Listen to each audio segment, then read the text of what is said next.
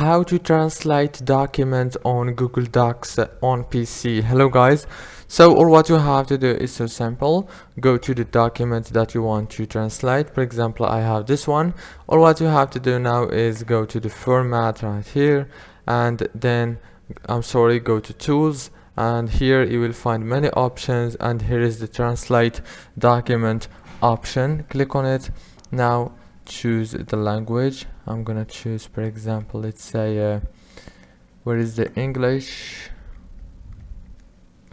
and yeah, I'm gonna choose one of these, French for example, and click translate, and it's translated successfully, as you can see.